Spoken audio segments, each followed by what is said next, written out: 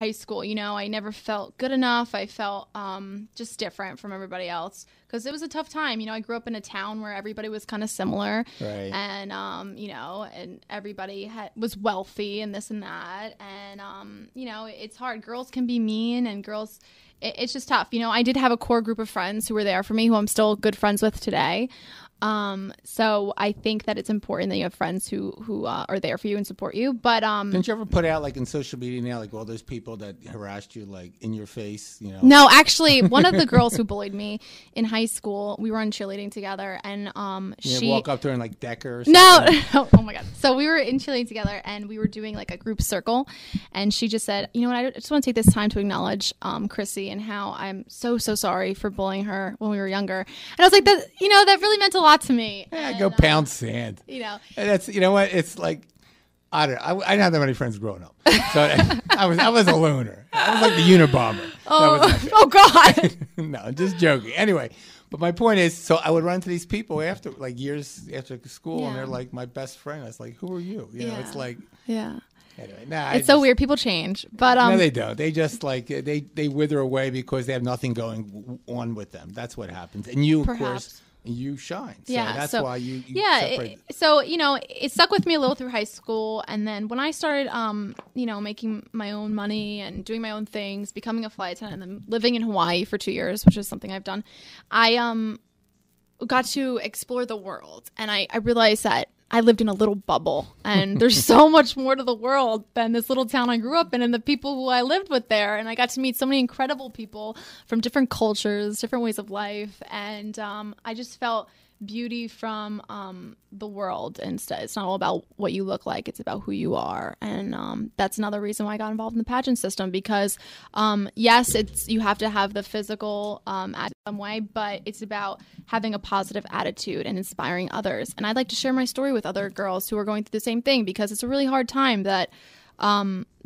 that kids go through. And I still think about it almost every day. You know, some of those words still stick with you, but it's important to just remember that and shine through. And You mean the bullying still resonates with you? well, it's, you know, I'm a very sensitive person. Oh, like a little flower. Yeah, so, you know, I'm not going to forget what happened to me, but it's important to put that into things that make me better. And, you know, it doesn't matter now. You know, those things don't matter now. I'm older. I'm a woman now, and I'm no longer a little kid. But, you know, it's important that young kids know that words can hurt. And it's important to just be there to support your classmates and not bully them, because everybody goes through their awkward time, and everybody has that. And it's important that kids are nice and not so but mean. you can't just sit around and hold hands. That doesn't work either. You can't, but See, here's my you can go about it in a different way. Like, Well, I mean, it's going to happen. So, yeah, see, it happens in every school. It happens everywhere. Yeah. So the point is to say, all right, not to live. See, it could be failed relationships, marriages, divorce, whatever.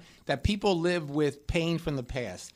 It is a total waste of energy. No, you have to live in the present. Well, absolutely. Yeah. So, and the point is that you to think about that only gives credence to those who did harm to you. Exactly. So, by reliving that in any way, in any manner, only gives them power over you. So, the strength of you is to really to cut it. It's done. Yeah, and I go feel like forward. that energy though that that they took from me when I was younger, and all that, you know, the pain that I made you had, tougher. it made me tougher. Absolutely, And 'cause you know, it gives me you- the confidence now to you- really do my best and you know, and just own it. Right. And now I just feel like I could handle whatever's thrown at me, Right. because you know, things because happen. of what you've done and what you accomplished. See, that's what I think Yeah. is really makes Yeah. you a really strong candidate and the you. next Miss USA. Thank you. Is absolutely.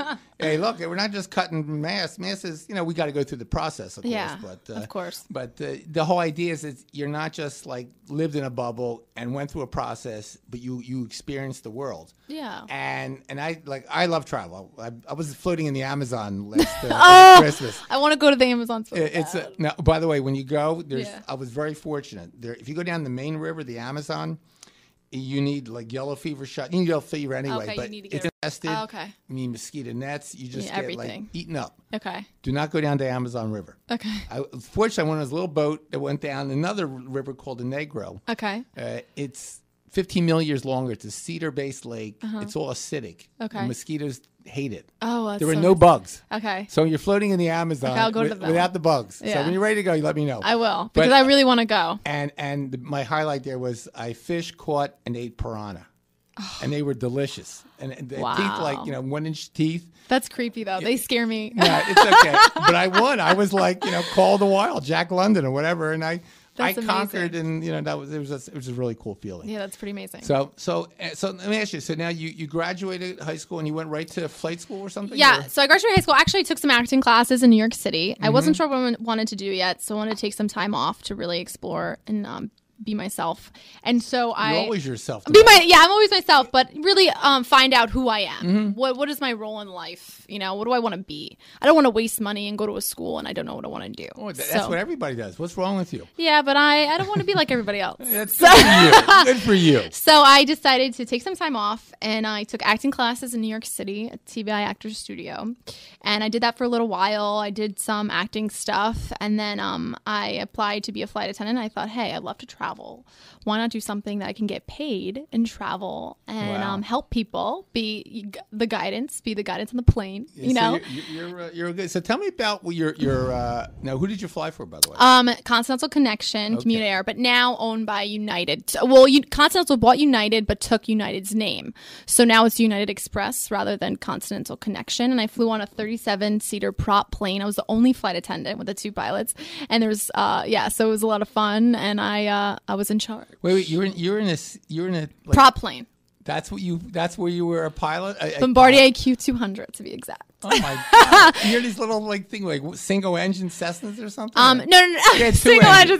No, there's two engines. Two engines. Actually, at one flight I had an engine failure. We had to do emergency landing, but that's a whole nother story. Oh my God! But yeah, you're out of your mind. Out of my mind. So I was the flight attendant. So I did the whole safety thing. I did the announcements. I had a lot of fun. So now, where would you fly exactly to? So they were the little flights. So I was based in Newark, and I flew to Philly, Syracuse, Albany. You had to live in Newark. No, I lived at home because so- Monmouth County. So, so that's not that far from Yeah. So I just commuted. I was going to say Newark is, you don't have to go away. You experience life in Newark.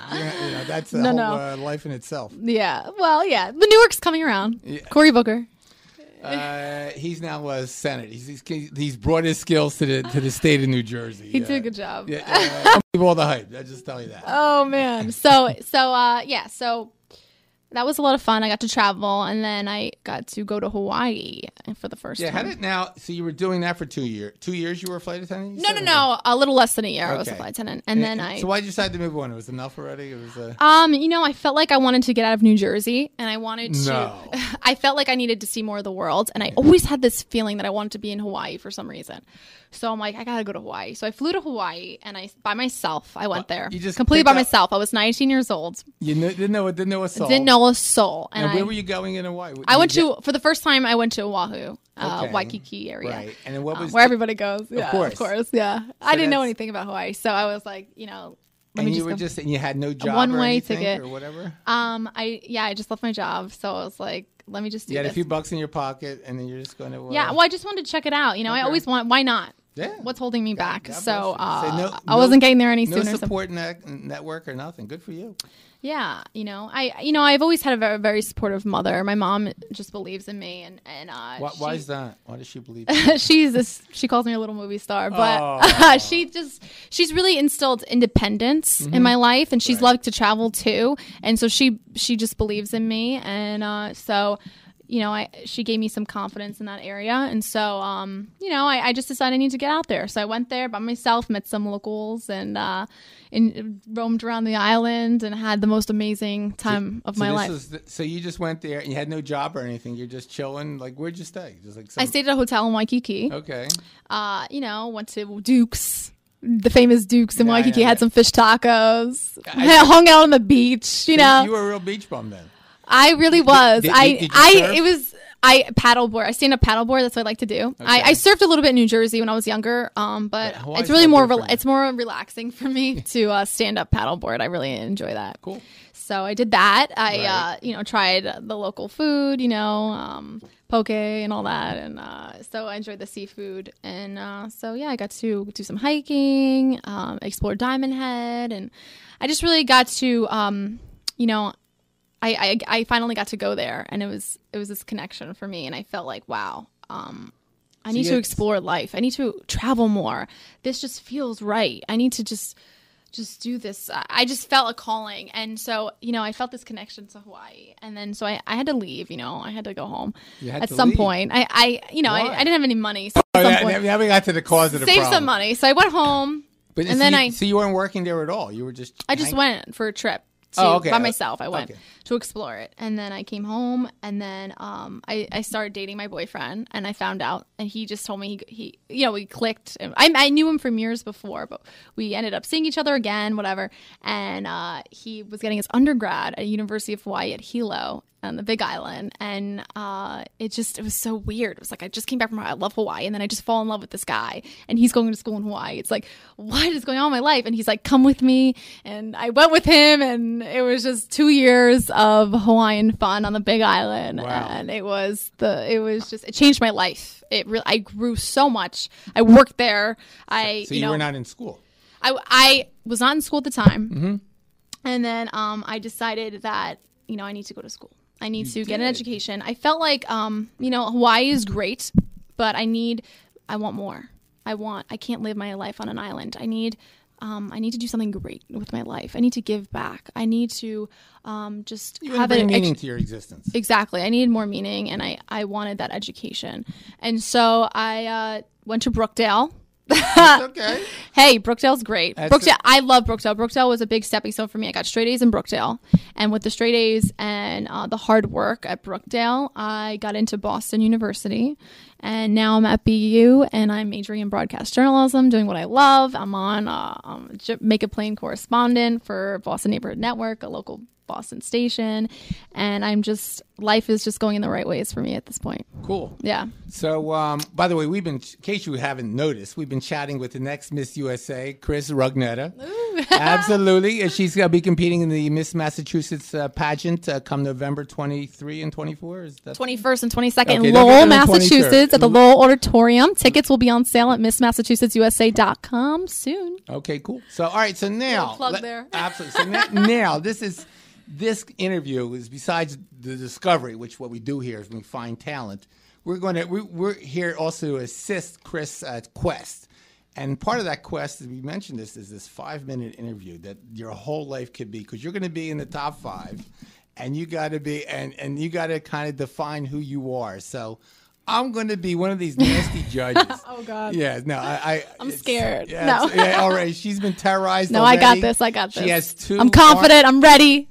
Meanwhile, she has 2 armed guards with her, to protect her in any event if I say one word out of line. So believe me, talking about living with pressure for this entire interview. You have no idea what I've had to go through today. It's been brutal. Oh boy. So anyway, Chris, let's. Tell us about yourself, Chris. Who is Chris Rugnetta, and why should she be the next Miss Massachusetts? Let's start with that. Okay, so all right, let's get to it. So a little bit about me.